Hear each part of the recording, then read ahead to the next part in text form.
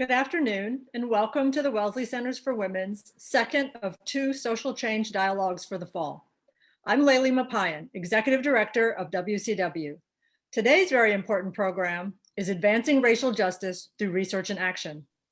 The pursuit of racial justice has certainly been a defining aspect of 2020, and today we convene 4 of WCW's experts for a conversation. Our program will begin with a moderated discussion panel, followed by a Q&A session where we will take questions from you, the audience. A few housekeeping matters related to this Zoom webinar format that everyone should be aware of. First, to keep things running smoothly, we'll disable the chat, and we ask that you send all of your questions using the Q&A feature that you should see at the bottom of your screen. We will be monitoring the Q&A throughout the program, and that is where you can enter any questions that you have for our panelists.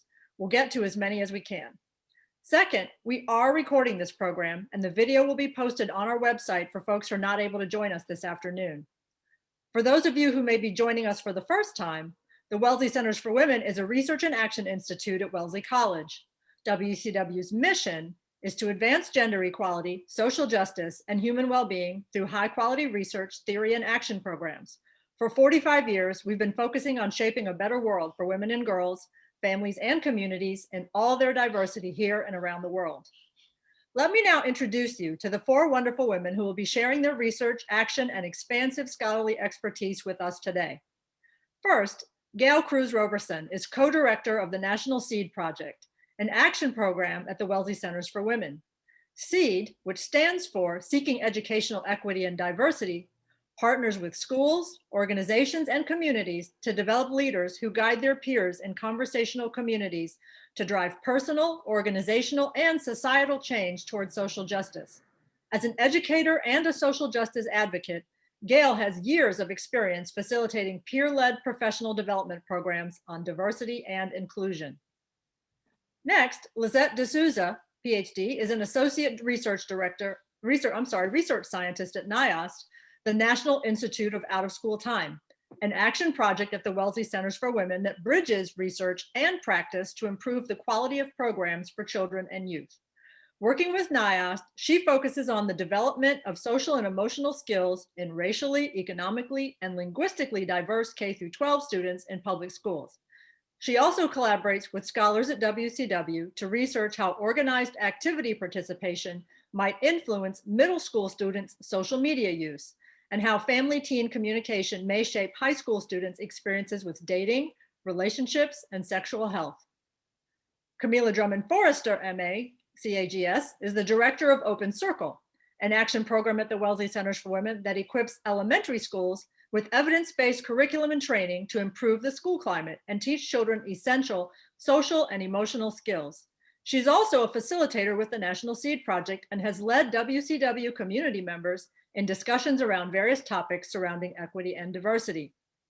And last but not least, we have Dr. LaShawnda Lindsay, a research scientist at the Wellesley Centers for Women, where she directs Black Girls Create, a culturally responsive informal STEM program that integrates fashion design and engineering to increase underserved girls' interest and confidence in science and math. Over the past decade, her research has created a platform that sheds light on the social determinants, racial injustices, and cultural biases that burden the progression and viability of Black girls and women. Now, I'll give you some background on what we'll be discussing today. The United States is in the midst of a long overdue reckoning with systemic racial inequality.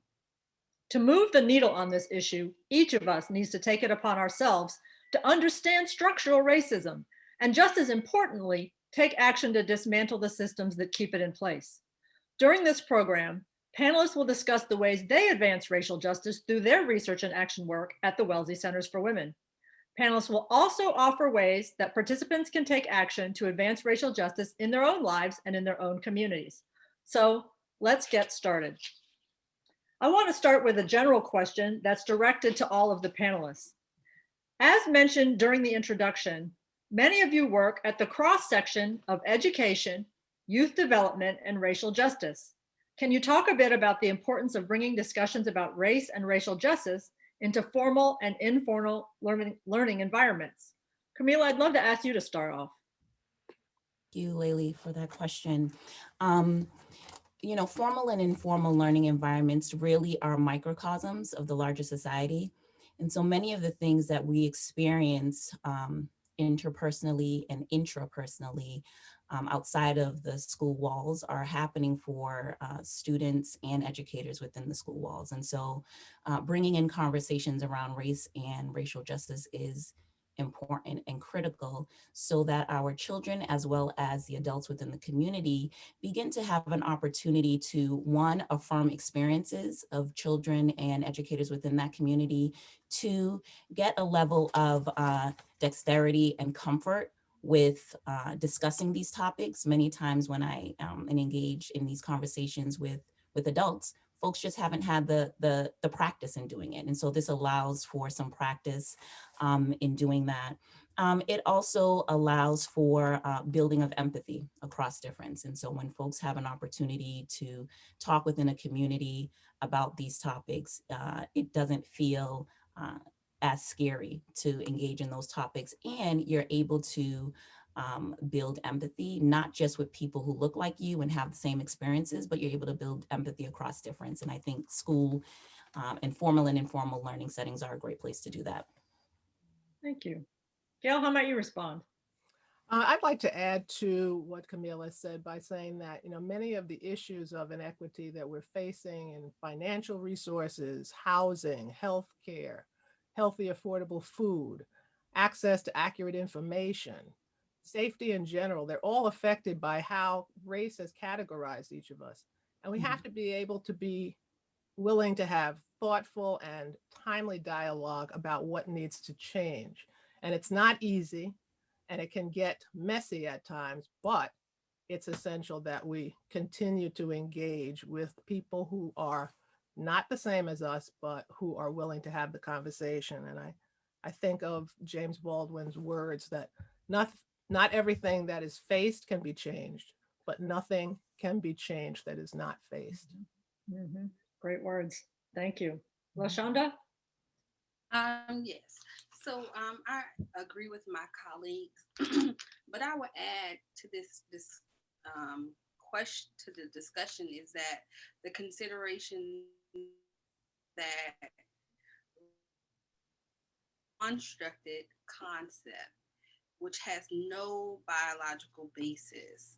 So, with that being said, the idea of race, it's all about the social, like we're socially stratified. So, in understanding that there's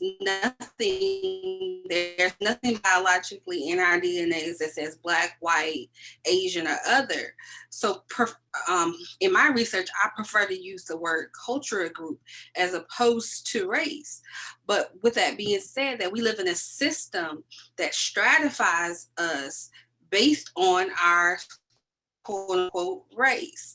And in terms of racial justice, essentially what that means to me is that we just want fair treatment for all people and just behavior for all people regardless of this concept that we call race. And so having these discussions in formal and informal environments does two things. In formal environments, it provides an opportunity to bring issues of injustice from the margin to the center. And by doing that, people have an opportunity to engage in a discussion or engage in critical thought and conversation about things that tend to be overlooked, ignored, or devalued within that formal system. Whereas informal settings tend to happen more organically, and it's an informal space where people can dialogue as well, but it's a safer space. So it's important to have these conversations inside, informally and informally. In the informal spaces, we can kind of work through some of our issues, dialogue, redefine, and create solutions. But in those formal spaces, we can have those conversations and then put things in place to make sure that all people are treated fairly. Mm-hmm. Thank you. Lisette, what are your thoughts? So I'll add to what Gail and LaShawnda and Kamilah was saying, just in terms of talking about the importance of being explicit in our analysis. So in child and youth development, which is where I kind of situate my research, we often use kind of euphemistic language. So we talk about young people being placed at risk as a substitution for a race and justice analysis. And this reifies a deficit narrative that some folks, some young people are disempowered, needy, lacking, living across a gap. And then when we don't address this issue with precision, that limits our ability to address the inequity of the system. We need to talk about these pieces of anti-Blackness, xenophobia, settler colonialism, and what the impacts are on our young people when living in a white supremacist, capitalist, heteropatriarchal system. Sometimes we also think about race as a diversity add-on, but naming racialized experiences and locating these experiences in a broader system of oppression, that's essential for us to make social change. And I think that's kind of a shared value that we have here. Mm-hmm. Thank you. You know, I find some common threads across your comment. You know, for one thing, you make me think about the fact that human beings are always developing from womb to tomb. We're always growing, changing, taking information, making sense of the world. And our formal educational setting is one way that our culture tries to get everybody relatively the same page, but all those informal environments support the constant growth of what we think and how we understand the world. My next question actually kind of hones that in a little bit. Over the last few months, discussion around equity in education has increasingly focused on the importance of an inclusive curriculum and culturally relevant education. How does an inclusive curriculum benefit both white students and students of color? Kamilah, I know you've written about this, so why don't you start us off on that? Thanks for that question. Overrepresentation and underrepresentation is problematic. When you're always seeing yourself as mirrored in the curriculum, as the center of the story, as the baseline for what's right and wrong and good in the world, you develop a skewed perception of who you are and your importance, quite frankly, in the world, your power and positionality. When you don't see yourself mirrored in the curriculum, you're underrepresented, or anytime you're being spoken about, or people who look like you're being spoken about, it's about slavery or about violence or about degradation, it continues to reinforce the larger societal marginalization of those groups of children. And so either one of those are problematic and creates a skewed vision of your power and positionality, whether you're a white child or a child of color. And so having a more culturally expansive curricula is important, because the reality is that we know how to do culturally responsive curricula. It's been responsive to the white culture all these years.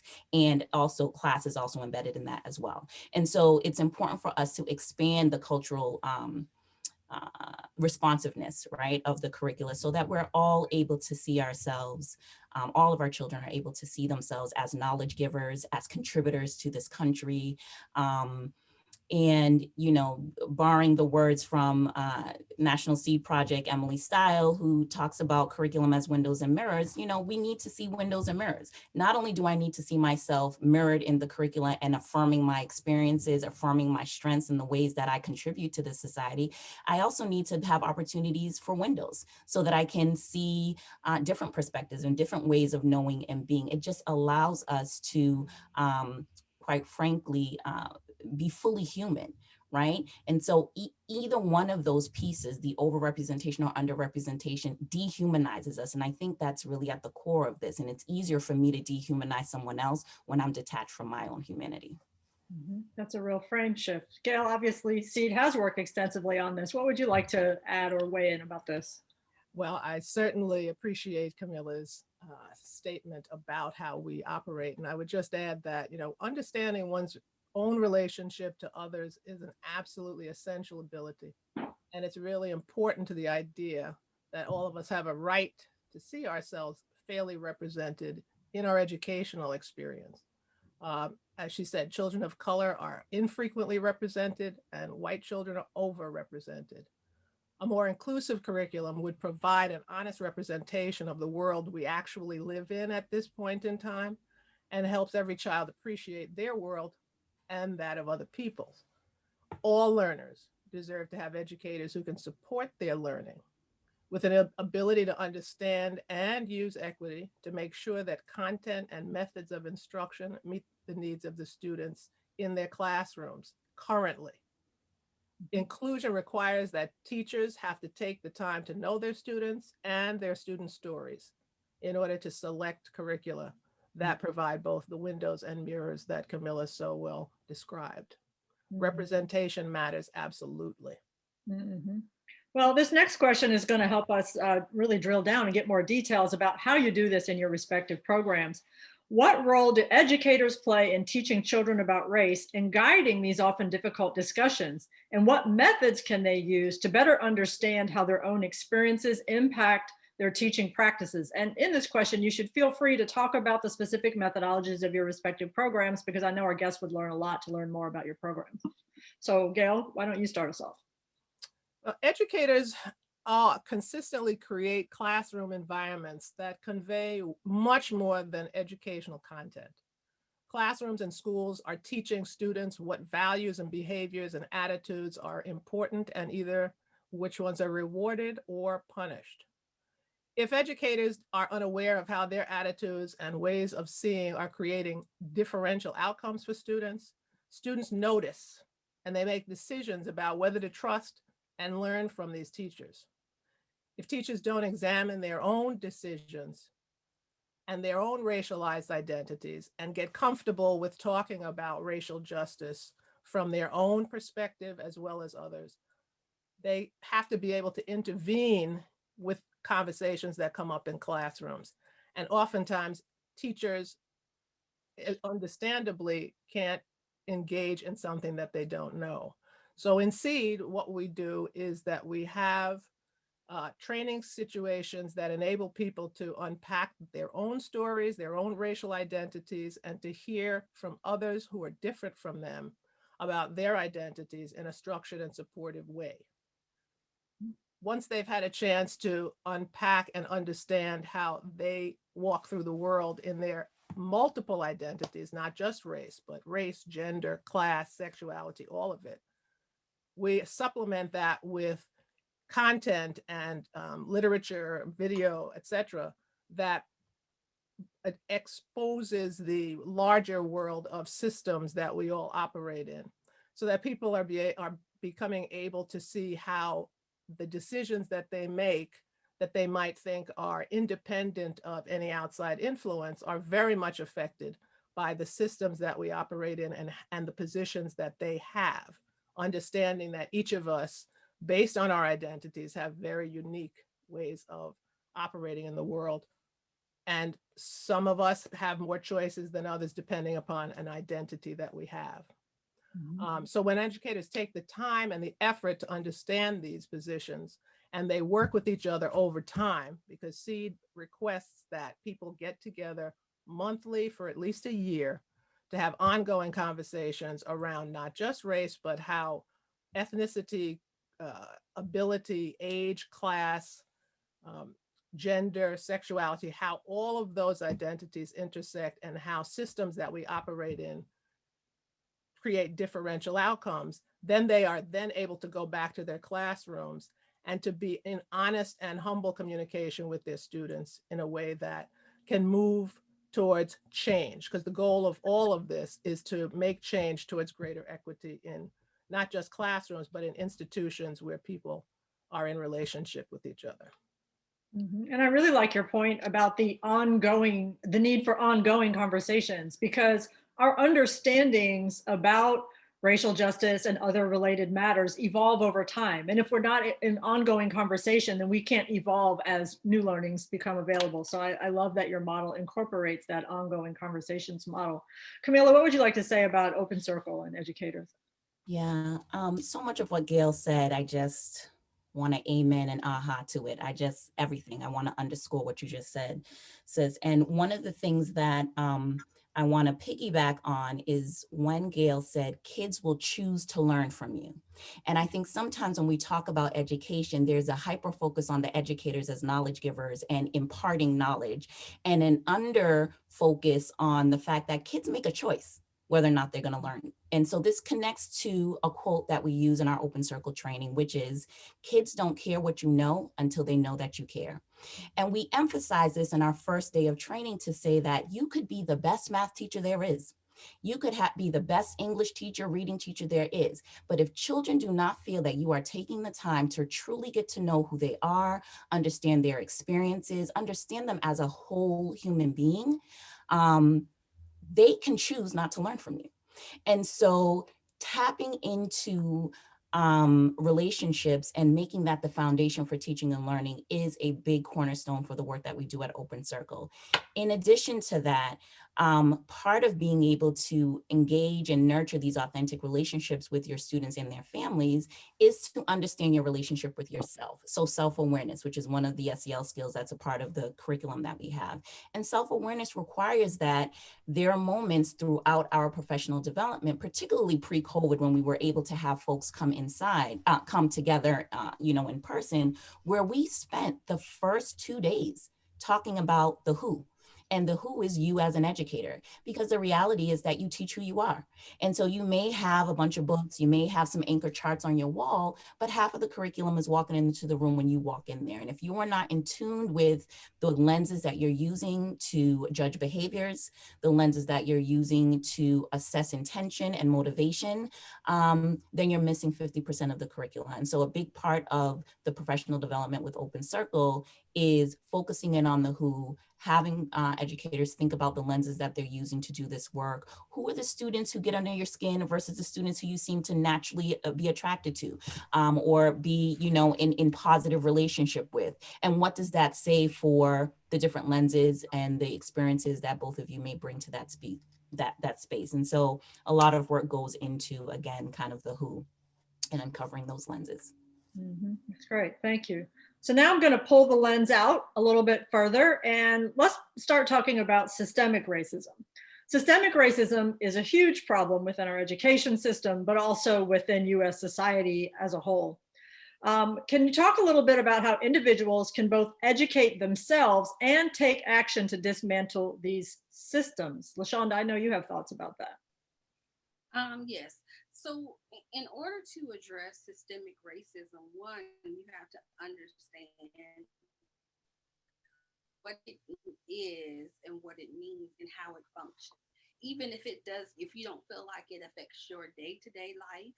And so one of the main strategies that I feel is important is to read widely.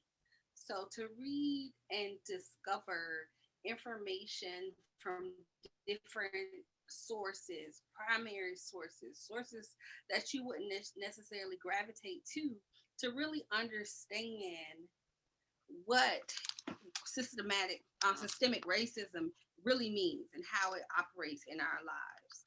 And then to take it a step further, if you can ask hard questions, ask yourself the hard questions. How does racism affect me? How does it affect people around me?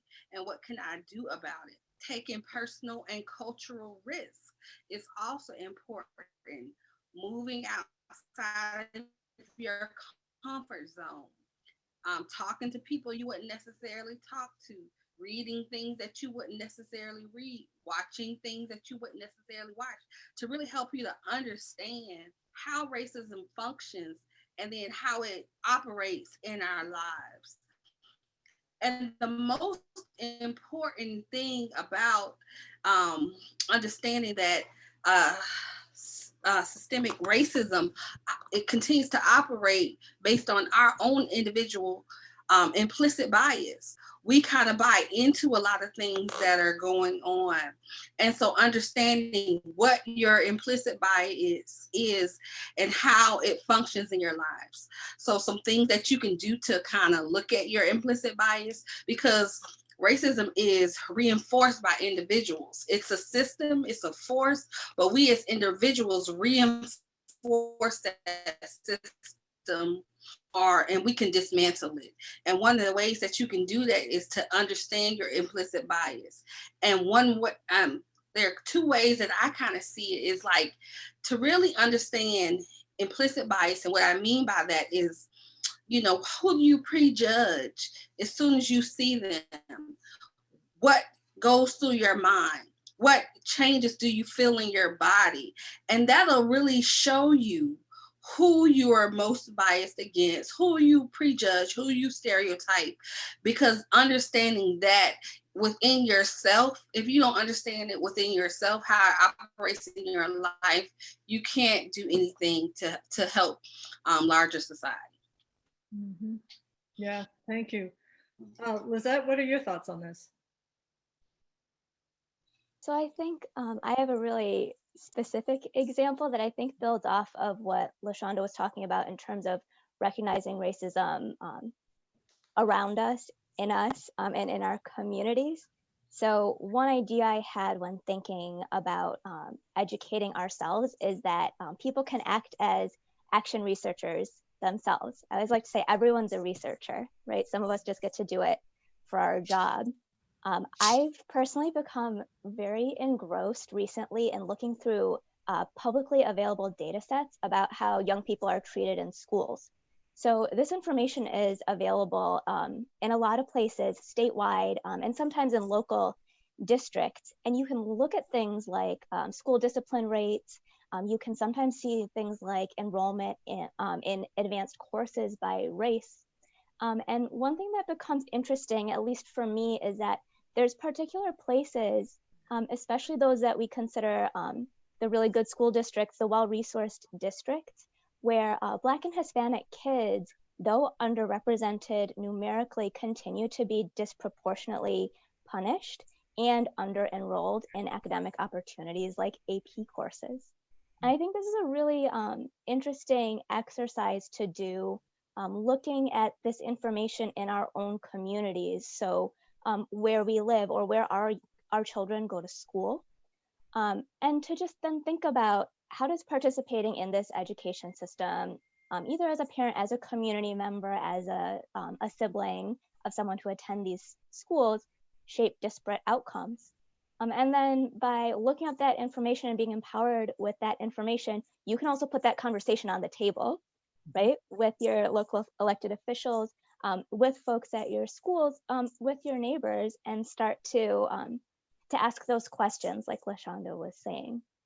Mm-hmm. And then in terms of action, I'll say as a researcher, I'm always looking to organizers who have the clarity of vision for action that sometimes myself as a researcher can't see.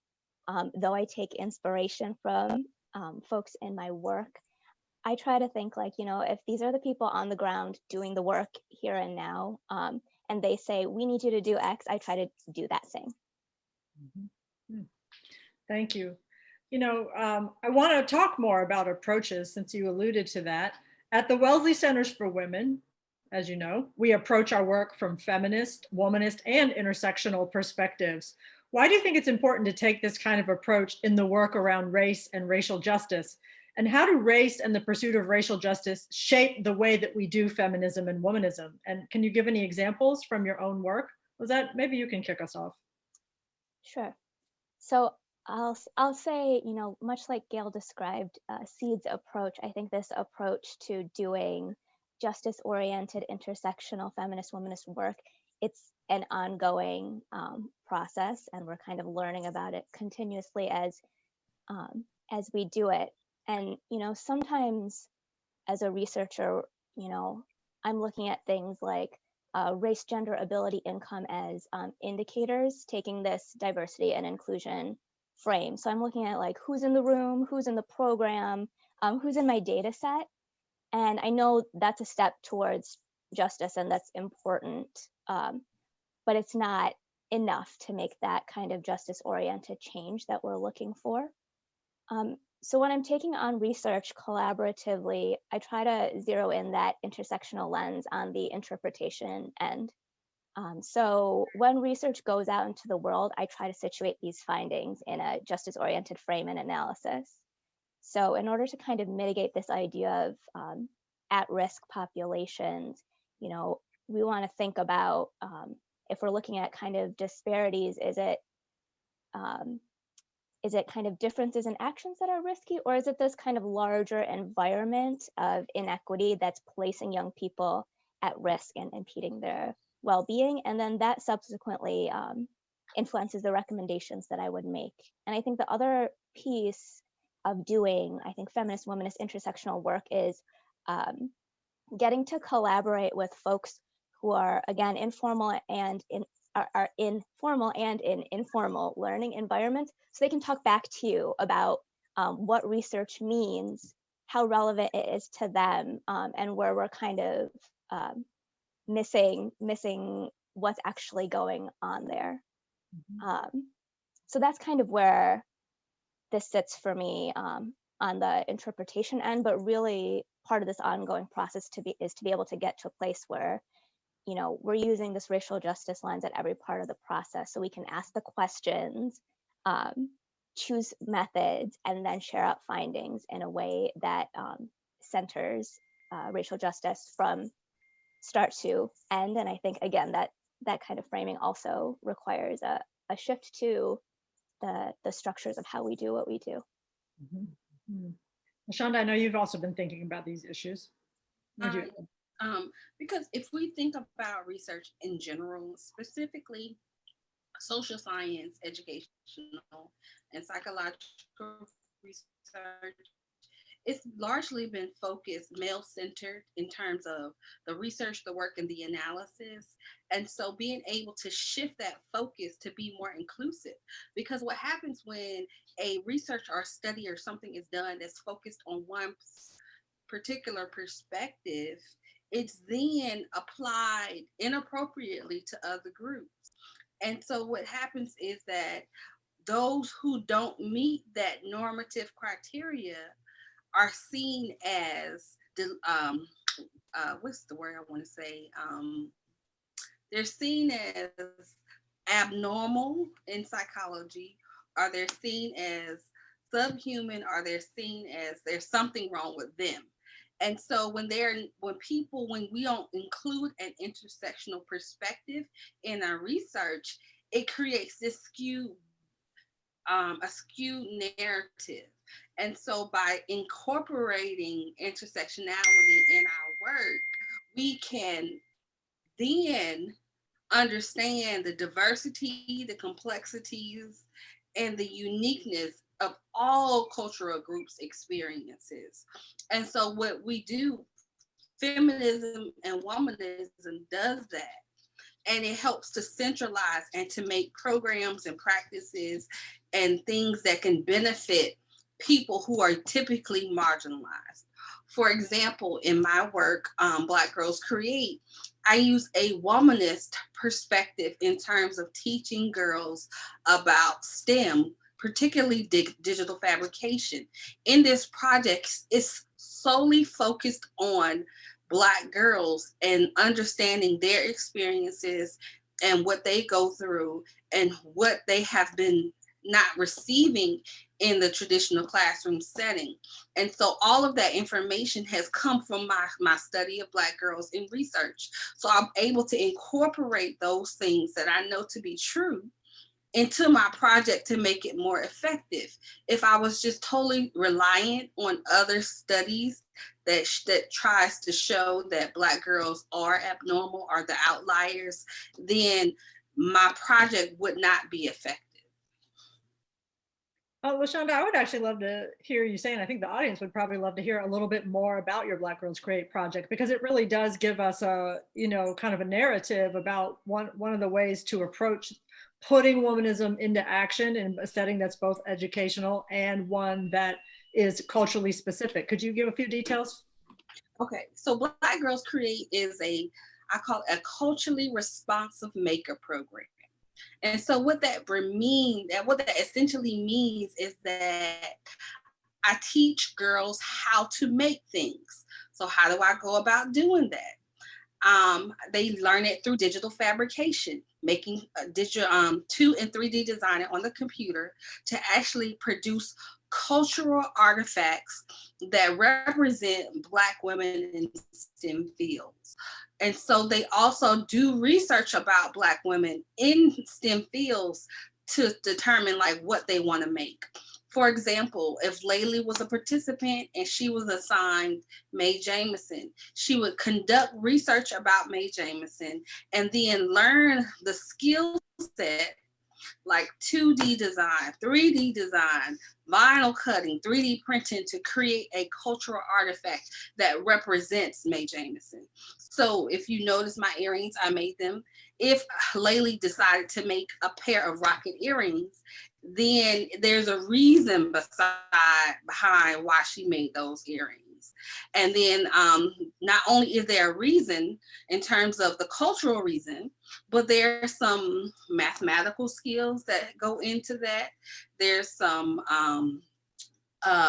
physical science that goes into it, just determining what engineering that goes into it, determining the sizing, the material, which machinery works, the what will be too heavy on your ears. All of that goes into the process. So they learn these transferable STEM skills, as well as learning about women who have similar backgrounds. Right. That's a great example of an intersectional approach, because you're taking racial and gender factors into consideration in the teaching of science, which has often been thought of as sort of gender neutral, race neutral, but you're showing that it isn't really, and that there are alternative ways to do things to make various students feel more included.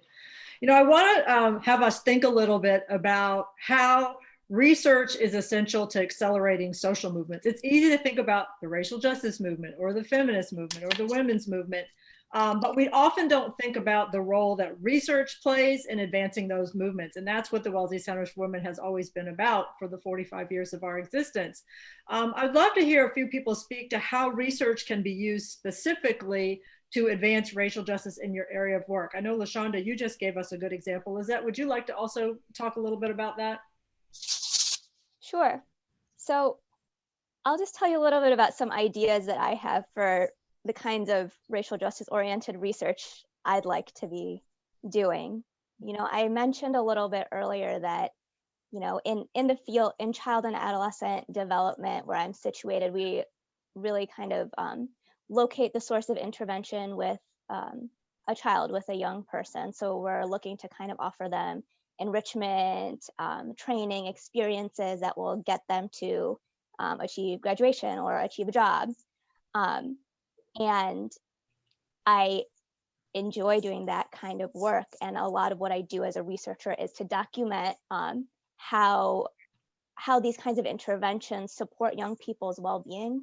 But I'd also love to be assessing the impact of interventions located at a systemic level, right? So, for example, if we're providing secure, safe housing for 15 years of schooling in a neighborhood of families choosing, how is this going to impact graduation rates for young people? Mm-hmm. If we're thinking about improving workforce development for Black and Brown kids, I want to do research about training employers upstream about how to kind of resist the racist tactics of this kind of structural inequality, and then also hold them accountable for actually hiring people from communities in which their organizations are located.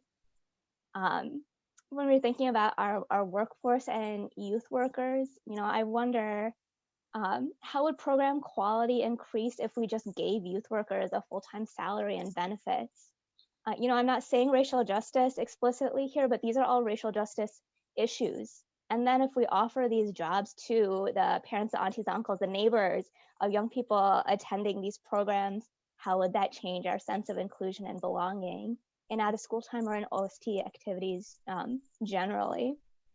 And then how can we prioritize funding to organizations that are led by the families, the neighbors of Black and Brown kids, of people of color? Mm-hmm. And will that improve the overall quality of programs? And I think this kind of research, it really hits on a lot of what Gail and Kamilah and LaShawnda were talking about. We have to kind of shift our narrative about what it means to do research to support young people's well-being. And I'll also say, this is not a research question, but I'd also just love to see a change in the structure of how we do research. So, you know, foundations and government entities do a really good job of holding us accountable to do rigorous work and take this focus on equity. But I'm curious about how our research would change in the service of social change and social movements if we also gave young people and if we gave families a power stake in funding research.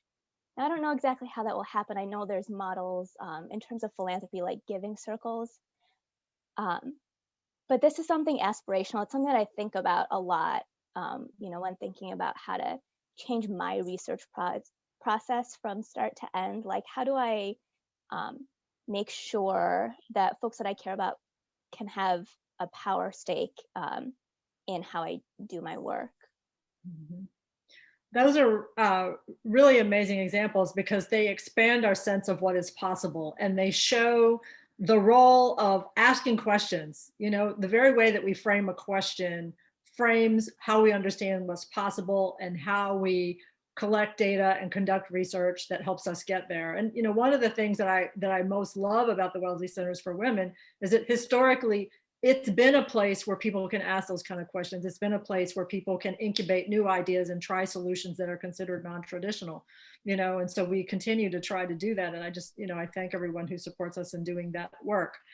All right, so I want to ask a question that is off the grid here, but I would love to hear everybody talk about it. And that is, when you think about what really inspired you to do the work that you do now, I'm sure there was an incident or an issue or a person that really inspired you to do this work that you're doing. And I would love to hear everyone tell those stories, because it is part of why we do work that informs social justice and social movements. And I would just like to ask everyone to share a story. Gail, do you have a story that you could share? Oh, but yeah. That's a great question. So for me, 26 years ago, I was what you might call a suburban mother. And I was trying really hard to find ways to connect. I found living in the suburb that I was in to be really challenging in terms of making strong connections with people. And so the school system was a way to get connected. And an opportunity came up to be a facilitator for conflict resolution with families, because it was part of the curriculum, and they realized that having families reinforce what children were learning in school was a much stronger approach. So I volunteered, and I was one of 8 parents who went on to facilitate groups in the community. And one of the other parents in the group was Emily Stile. And Emily thought it would be a good idea if I went to SEED. I had never encountered SEED. I didn't know what it was, but I knew Emily and I trusted her. And so that following summer, I went to SEED training. And after that, led a group of community members, many of whom were stakeholders in the community. And that was my first experience with it. It was very powerful because the people who were in the group were people who could actually make changes once they had incorporated what they had learned. And we had some really challenging conversations. I wouldn't say that SEED space is a safe space. I would say it's a supportive space, and it's a space that people can come back to and revise their thinking over time. And that's what we were able to do. And that was the launch of my current career. So that's where I started. And I have worked in multiple states doing SEED since then. But that was the foundational story. That's a great story. Thank you for sharing that. Kamilah, what about you? How did you get into the work that you do? So, it's funny because someone asked me this question not too long ago, and I was like, I need to think through that. So I'll say 2 things. One, I feel like this has just been in my blood. I was that kid in kindergarten when they handed out the coloring pages with Cinderella, who colored Cinderella Brown. I was that kid who spent all of my vacation time out of school in Jamaica, which is a predominantly Black and brown space. And then anytime I was in school here in the States. And so I had this dual consciousness, this dual cultural context from a very young age, which I think informed my social justice acumen. But I will say that the one story that I think is the kind of, and a critical one in the journey was working for the Suffolk County House of Correction. I worked behind the wall with men and women who were incarcerated, and specifically on an educationally based program. It was a 6-week program. We taught computer skills, job readiness skills, a variety of things. And we taught the Nancy Atwell model of writing workshop. And so each student would write a memoir. We would teach them how to write a memoir, and they would write a memoir of a pivotal moment in their life. The long and short of this story is that in those moments, during those years of being behind the wall with these men and women, I got to know them on a very personal level. I got to see their humanity in ways that when I did not work behind the wall, it was easy to dismiss. And I often would say to them, what happened? Like, you are brilliant. Why are you, how did you end up here? Like, some of the ways you're thinking about things, ways you're thinking about systems, the ways you're thinking about community are like complex. You should be teaching somewhere. You should be a researcher somewhere. What happened? And at the core, every single time I had that question asked, anytime I asked that question of my students, it all came back to the social and emotional piece of it. I had a lot of ups and downs, and I didn't have an adult in my life who believed in me and was consistent with me and followed through with me. I was labeled a bad kid in 2nd grade, and I lived down to that label. I got in trouble here and didn't find anyone who could support me there. Or the people who supported me, quite frankly, were the gang members in the community. The people who were my family and who had my back, who had my social and emotional well-being, were people who were engaged in some other types of activities that led me down this way. And so that's what really pushed me to want to do this work of nurturing and elevating the social and emotional wellness of all of our children, regardless of race, because that's really where the work is. There's a level of healing work that needs to happen for us. And when you compound it with these systems of oppression, such as racism, such as sexism, et cetera, xenophobia, it just adds a level of complexity to that trauma. Mm-hmm. Yeah, that's a very moving story. Thank you for sharing that. LaShawnda, I've heard you share your story before, but I know the audience would benefit from hearing how you came to the work that you do as well. Yes, I guess my story is similar to Kamilah's, where I have been always a precocious child that was attracted to anything Black, and so it's kind of a 3-prong. So there are 3 or 4 pieces of this story. So bear with me. The first piece was I attended a private school in Jacksonville. I was one of the few Black kids in the class, kindergarten, 1st grade, and I begged my mom. I was like, I hate this school. I don't want to go here. Please send me to my neighborhood school. So eventually she did. And so, because I didn't like to be the only one in the classroom. And so I was able to be in not knowing that my constant request, as I say it now, would lead me to having my first Black educators. So I've had Black educators throughout my life. And in high school, I had a psychology class with Coach Lee. He taught psychology and Black psychology, and he was a Q. And so Coach Lee really just opened my eyes to psychology and to Black history. And the most unique thing about Coach Lee was that he was a Black male, very masculine, very into himself, his culture, and he was also an Omega. And I didn't know what it was at the time. He used to get on the desk and bark at us and hop. And I learned, and from that moment, I loved psychology, Black history, and Qs. And so that's kind of the second piece of my story. Then the third piece of the story is when I went to college, I desired to go to a historically Black college, and that's where I went. And I ended up majoring in psychology. I was starting in fashion design, moved to psychology, and the story goes on from there.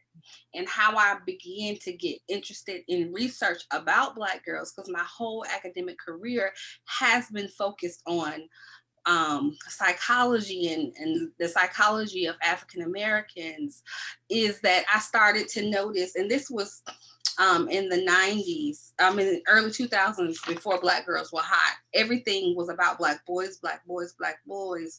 When I was at Howard, studying for my master's, and I made the decision to see myself and my experiences and my stories represented in the research that I conducted. And that's how I ended up doing research on Black girls. Okay, that's great. And that explains a lot about Black Girls Create as well. Lisette, what's your story? You know, I don't know. But I think this is like Kamilah said, I think I'll have to think more on that.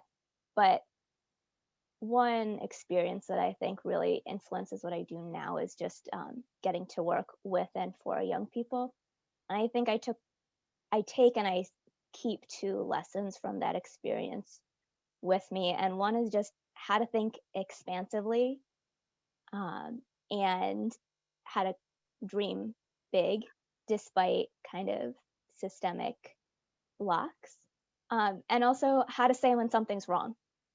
And say that directly and explicitly. So I think those two pieces have really shaped how I think about my role now and the work that I do now.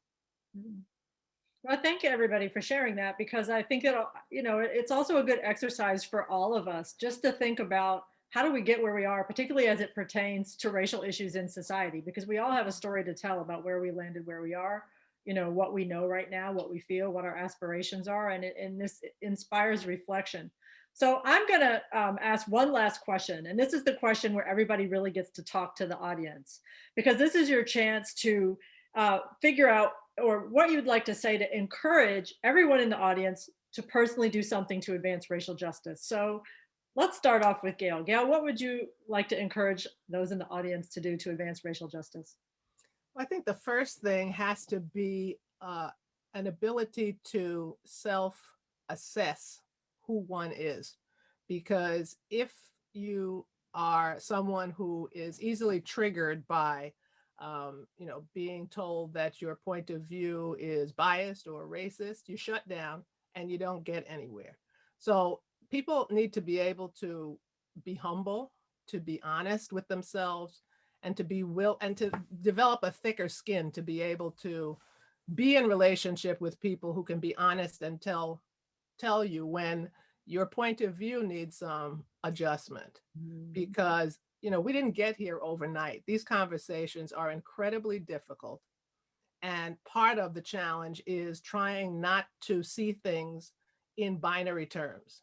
It's never either or. There are shades of difference in reality. And so being able to understand that maybe your point of view isn't the universal point of view is the first step, I think. And we can read and we can, watch videos, but if they're not having an impact on us, that's not going to be effective. Starts with the self. Absolutely. Lisette, what are your thoughts for the audience? Yeah, I think I would just build on what Gail was saying and in lines with this idea of, being a researcher in your own community. Do that reflection on yourself, see where and how you fit into this bigger puzzle, and then see what you can do in terms of stepping back from upholding inequity. Thank you. All right. Kamilah? Ditto to what Gail and Lisette has said. It starts with self, and I would add practice vulnerability. So in that self-assessment, in turning the research on yourself, in uncovering the multiple stories that you carry with you, those stories that easily come to your mind, and those stories that need a little bit more excavating, a little bit more time and thought and reflection, practice vulnerability. That is what I have found I needed to do in order for me to understand some of the stories that I carried that I was unaware of at first. Thank you. LaShawnda, what suggestions do you have for our audience? I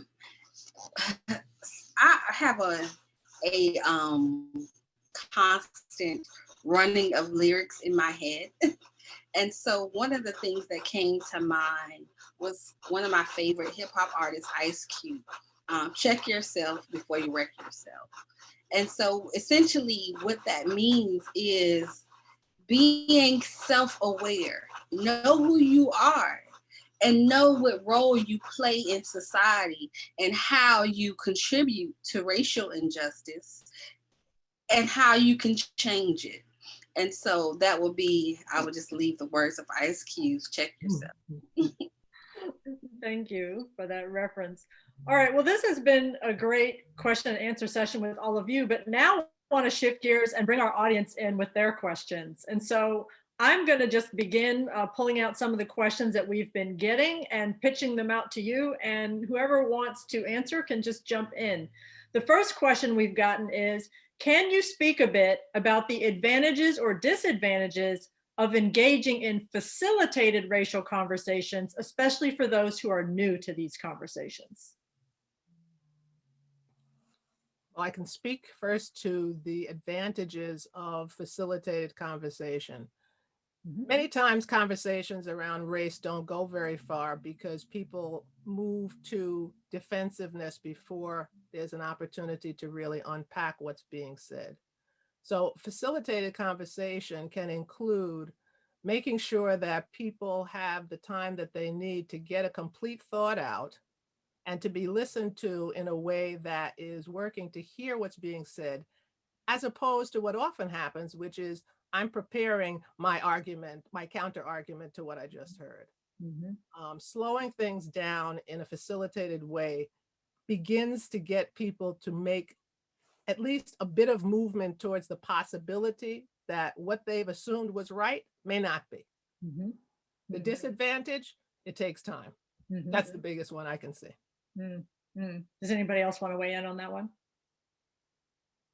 Agree with what Gail said. I would just add facilitated conversations also help to model how to establish and create and nurture a holding container for all of the emotions that will undoubtedly be a part of those types of discussions.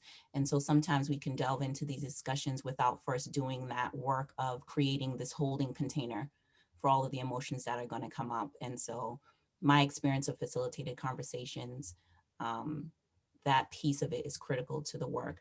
So yeah. It's worth pointing out too that facilitators themselves have to be trained and educated in the best ways to do that role. That in itself is a piece of learning that more and more people could take on.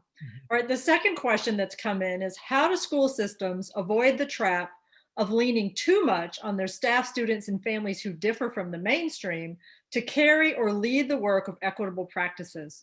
Too often, the person or group that has been systemically oppressed is frequently charged with helping to teach and engage others, thus at times creating more trauma and harm. So who'd like to speak to that one? I'll speak to that one. One thing that you can do is to educate yourselves outside of those individuals to do where actually the school systems or schools can have individuals, personnel who specialize. There are people who specialize in diversity, in identity work, in culturally responsive teaching and methodology. Have those individuals train your staff as opposed to just saying, oh, well, she's Black, she can tell us how to reach the Black children, the Black and brown children. So being able to be resourceful, to reach out to individuals who have the expertise and to develop your own knowledge base as well. And then you can ask those individuals maybe to share personal experiences, but you can't rely on them for all the information. That's a great suggestion. Anyone else have thoughts on this? I think it's important for school systems to realize that the emotional labor that they're asking of people who have already been shortchanged by the very system that they're trying to fix is an injustice in itself. And, figuring out how to dial back and look at what the people in power are doing to affect how outcomes are for students. It goes back to what Lisette was saying in terms of, shifting from the deficit idea to what is it that we are doing that is causing people harm. Okay, we take the next question. I think there's some maybe continuing threads. Most of us live in a quote unquote segregated world, or may teach in a segregated world, or at best participate in adult groups where there is not a racial ethnic balance, so a minority member is seen as speaking for all their folk, quote unquote. Reading widely is a first step, but how to go to the next level beyond theory, whether you're the teacher or your students are all or predominantly of one group? So that's a question I've heard from people many times before. Who'd like to take that one on? Where do you start when you're in a group where everyone around you is pretty similar to you? I'll take a stab at this. I think kind of going back to this mirror and windows analogy, creating more windows for yourself, right? So you're in a homogenous space. How do you create more windows? Reading is one way. Movies that decenter whoever the homogenous group is. So watching movies that are written by and that center other people and other cultures and other ways of being and knowing. Videos. I mean, you can Google a whole bunch of stuff nowadays, like go online and seek out these windows for yourself. I think that's it. And I don't think we can overemphasize the self-work, because when you're continuing to do your self-work around uncovering the stories that you carry around, when did you first realize yourself as a racialized person? When did you first realize yourself as a gendered person? All of these different stories that you're carrying helps you to helps the condition of your heart to be one that exudes a level of compassion, that exudes, that allows you to speak from and operate from a healed place versus a defensive or hurt place. And that may feel like it's out of the realm of what we're discussing, but I have found in my own practice, quite frankly, that that's important. And so that then helps me to be more open to when I do have an opportunity to nurture a relationship with someone who has a very different way of being and knowing. To try and nurture a relationship outside of doing all of that other work feels inauthentic and causes more harm. And so I definitely wouldn't say jump out and go and try to get as many diverse friends as you possibly can. Sit with yourself, do some reflection, create as many windows as you can for yourself, do your work, and the universe will conspire to help you to bridge the gap. Any other thoughts? I'd add on to Kamilah's idea. Once you've had a chance to widen your lens and you start to see things that were sitting there all along that you never noticed, that helps you to make connections with groups of people that you would never have encountered otherwise. And you are able, hopefully, to approach them with a sense of, how can I collaborate with you? Not, how can I step out in front of you and rearrange your agenda? What is the motivation that you are approaching a group of people who are different from you with? That's essential. Okay, good suggestions. All right, so the next question is this: with respect to addressing white supremacy in the context of education and research, can these issues ever be adequately addressed if we don't bring virtues and spirituality into the conversation? Any thoughts? Can you say that again? Sure. With respect to addressing white supremacy in the context of education and research, can these issues ever be adequately addressed if we don't bring virtues and spirituality into the conversation? Any thoughts?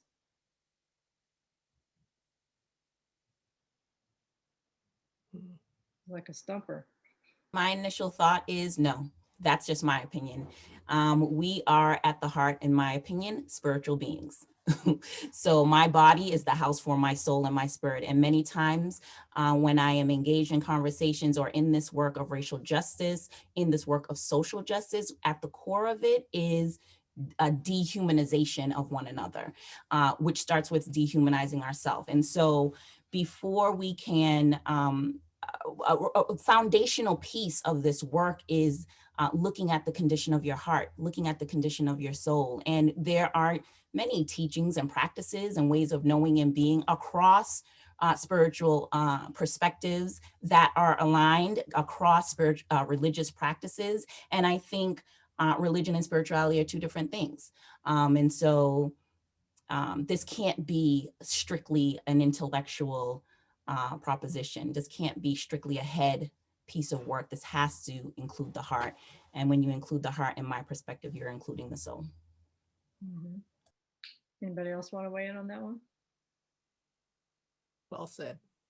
Yes. Okay. Thank you. Okay. So the next question is, are there any resources to pass on to educators in graduate school spaces? I'm sure you all have favorite resources that you could mention. Specifically dealing with self-exploration with, it doesn't say, it's just general. I think it's just anything that would be helpful to a person who's in graduate school for education. Okay. Okay. At that formative stage, you know, in one's career. Maybe a favorite book, a favorite video or film. Or... A couple of books, particularly one about culturally responsive teaching, Gloria Laston Billings, Dream Keepers. I would recommend that one if you're interested.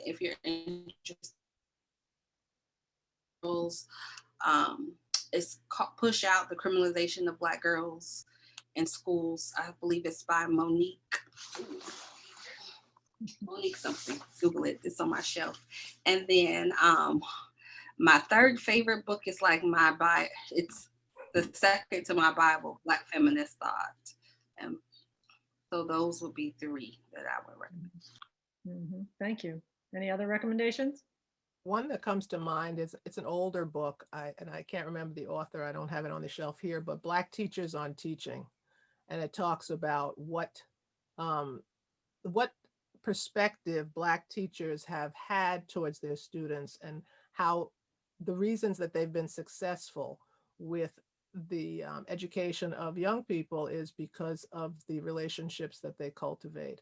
And LaShawnda kind of referenced it in terms of a womanist perspective, you know, understanding that all of the young people belong to us. Mm-hmm. And with that perspective, and if they feel that perspective, then a relationship can occur and an empowerment begins. Mm-hmm. So that's just one example, but there are, I would say, start reading authors of color who have addressed the issues around racial justice to start with, and branch out from there. Mm-hmm. Mm-hmm. All right, so here's another question related to education and educators. Are there particular approaches for different grade levels to engage Black girls and girls in general to capture their creativity to move into STEM fields? I think that was directed at you, LaShawnda. Oh, you're on mute. Repeat the question. Sure. Are there particular approaches for different grade levels to engage Black girls and girls in general to capture their creativity to move into STEM fields? You mute. I'm still muted. My apologies. I feel like it can be done at all levels. So just the activities and the information needs to be developmentally and culturally appropriate. So you can start as early as preschool age in terms of creativity, because we come into the world as artists, as we naturally, the first time most kids get in trouble for taking this thing and drawing on their parents' wall. And so just kind of funneling that activity into things that are more STEM focused, just to have them to not draw on the wall, to draw on the computer, things like that. But yes, it can start as early as even before preschool. It really depends on the child and girl. Okay. Let me go to the next question. What should we do to lower the Black male child expulsion rate in early education? Lieutenant Governor of Illinois, Juliana Stratton, mentioned it was 3 times higher than white children. What can we do to re-educate teachers and the spaces they serve? I'll take part of that. So in terms of a systemic change, I think you don't expel Black male students in early education. I think you advocate for a policy change. There's no reason for that to happen. And then I'll let one of the educators take the other piece about supporting young people. But I think that's the, if we're thinking about systemic change and straightforward systemic change, there's no reason to be expelling children in early education. Straightforward. Other thoughts? I think it goes back to teacher education programs that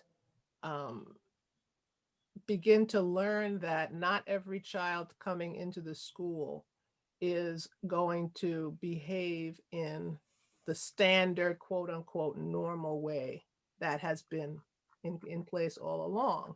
And they should not be punished for not being in that group. But I think for teachers to understand that they have to be able to connect with their students and get respect from their students in order to have a relationship with them. That has to start when they're still in teacher education. Or at least, go back and get some additional education to understand that there is not one way of being in a classroom, and you're missing opportunities to tap into the creativity and energy of young Black boys when you make them disappear. Completely agree with both Lisette and Gail. One, just stop doing it. Doesn't make any sense to expel them. Secondly, in the moment, ask them and their families. You'll be surprised. Kids have ideas and can problem solve. Ask them, what might we do something different? Talk to their families. Do all of the things that we've been talking about on this panel. Engage in some PD that helps to make visible the invisible clearly within that school culture. There's clearly some invisible norms and ways of thinking and understanding around behavior and intention that needs to be made visible and then needs to be dissected and figured out. So engaging in some PD around this, doing your own personal work, talking with the families of these children. And again, if we could go back in time, like starting pre-service, completely revamp and change some of the work that's happening for pre-service teachers, diversify the professors who are doing the teaching of the pre-service teachers, and make reflection and self-awareness a cornerstone of being able to be a good teacher or school administrator. Because I will say, I have encountered many teachers who are doing this work and doing it well, but do not have the support that they need from the administration. So this work, oftentimes we talk about teachers, but there are many teachers on the front line doing this work and doing it well in creating their own mini revolutions in their classroom, but they are not getting the support that they need from the administrators. And so the decision makers need to also be involved in this work in a very intentional way. Great points. This next question, I think, puts a very contemporary spin on everything. Says the presenter spoke about the critical role educators play in creating classroom environments that are supportive to the learning of all students.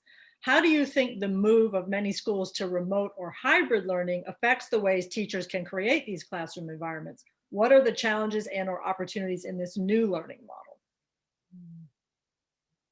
I know some of you have had experience putting your programs online. What have you learned that might answer this or address this question? Yeah, it's such a complex thing to think about. And this was really the question we were grappling with at Open Circle when we were thinking about how do we convert our in-person PD to a virtual PD. And one of the pieces that really came to the forefront for us was we had to put aside kind of the logistical pieces that we thought were very important and were, right, around creating this environment, because you can no longer manipulate the environment in that way, right?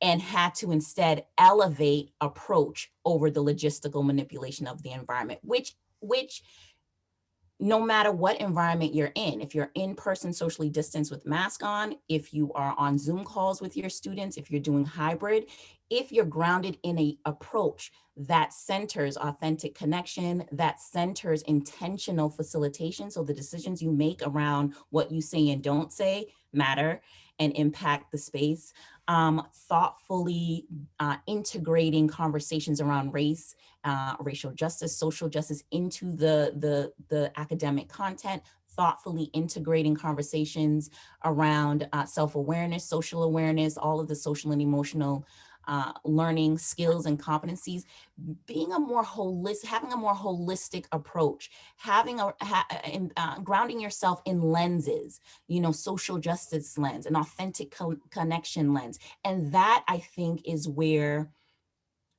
educators and school communities can really use these hybrid and remote learning spaces to their advantage in order to create spaces that feel whole, where kids can be their whole selves, families can feel welcomed, there's a sense of belonging. And then something that I'm often talk about, give yourself and each other grace. Sometimes we can be in this space of like, this is right, this is wrong, it's not perfect if it's not done this way. Like, the reality is that we live in the gray space more than we live in the black and white space. And so we have to be comfortable with not always knowing where we're stepping into when we put that step forward, but still having the courage to put the step forward and modeling that for our kids, modeling grace. Kamilah doesn't want to have her camera on today. And you know what? I'm not going to sweat her about that right now. Kamilah only wants to participate through the chat, and that's going to be okay. And I'm going to encourage that. And so these are the ways that I think with this hybrid and remote learning space that we can foster still a sense of belonging and connectedness as much as possible. I'd like to add to that the notion that there is huge inequity in access to online services. We are sitting very comfortably having a conversation over internet that assumes all kinds of things, but for many families who don't have Wi-Fi or who have poor connections, if schools are not in a position to provide the resources, then they shouldn't be punishing families who have not been able to get connected. And it only happens in some cases. Some people get a pass, some people get arrested for not showing up for online courses. So the inequities that we've been talking about show up in the virtual space as well. And so to be able to provide children and families with the resources that they need to be able to be engaged in the ways that Kamilah described is the first step. The two have to go together. All right, we're getting into the home stretch, so I'm going to get to as many questions as I can, but I may miss a few, and if so, I apologize. I have a question here that's directed, I think, to Gail. When facilitating difficult conversations, how do you help people reconcile after they've been vulnerable in the space? That is a key part of what we do in SEED. We are very conscious of our own emotional responses to things, and so we structure our sessions so that there's enough time for people to engage in the challenge and also to recover. We try very hard not to have high risk activities that are left unfinished at the end of the session. Mm-hmm. Having said that, there are many times that people have had encounters in a meeting where they feel raw. Mm-hmm. And so part of our strategy, and part of it is understanding that this is all relational, is follow up after a session. So we make sure that we pay very close attention to how people are experiencing things, and we're able to have a sense of how people are leaving the space, because we always close with a circle where people have a chance to say, what they're taking away, what they're feeling, etc. And that's a really important activity that we never miss, because that tells you who needs to be cared for after that session. And it needs to happen in a timely manner, because hopefully, they're coming back to another session together, and they need to be able to reconnect with a level of trust that has been sustained by the facilitator. Yeah, great question. Great answer. All right, this question is actually about an individual's particular experience, but I think this is an experience that applies to many others as well. I think it has to do with sort of how we help people broaden their global lens when it comes to race and culture. The person says, I grew up in the US military and in Panama. I did not grow up in a white/POC world. My first experience with racism was being called a white bee by an African-American stranger in Boston when I was a sophomore at Wellesley. How do you help people who have not lived outside the United States and been exposed to other cultures broaden their global lens? And they also said, thank you for a great conversation. But, you know, thinking globally, race and ethnicity play out differently in different parts of the world. How do we incorporate that into our discourse here in our US-based racial justice work?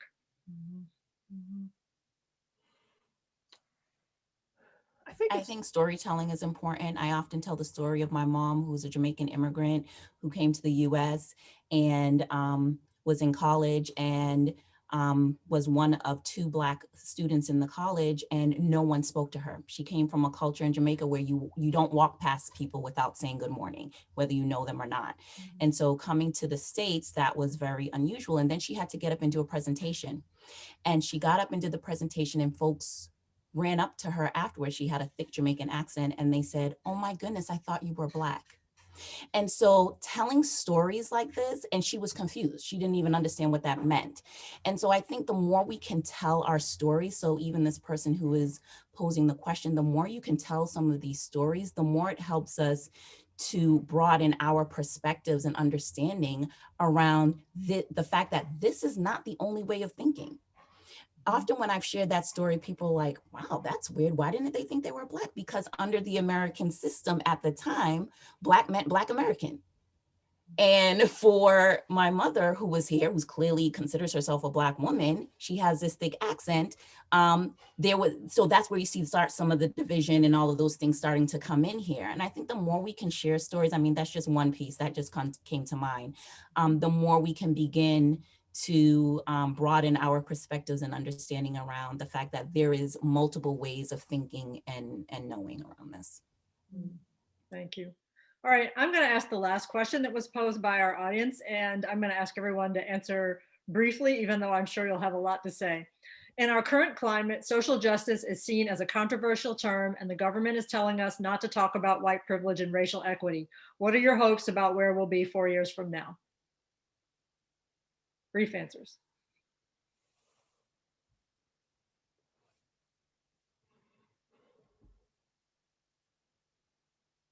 You're on mute, LaShawnda. Yeah. I'm hoping that it seems like we've taken a turn backwards in terms of things in terms of racial justice and things like that. So I'm hoping that we will be at a different position with different leaders to have a more realistic understanding of what the world is and what we need, and not be so divisive. That's what I'm hoping for. Okay. Gail? My hope is that some of the coalitions that have energized themselves over this last year of multiple pandemics that we're dealing with will be in more visible leadership positions and will be beyond notions of censorship against free speech. Okay. I think that sometimes this boundary setting on how we should speak and what we should do gives us new energy to commit to the work. So what I'm hoping, 4 years is not a long time, but it's also a very long time. So what I'm hoping is that this challenge, we can meet this challenge, and it provides us with kind of renewed fuel and focus to carry on this work. I hope in the next 4 years that we're closer to being a country that lives up to all of the values and ideals that we espouse to. Thank you. Well, thank you, everyone.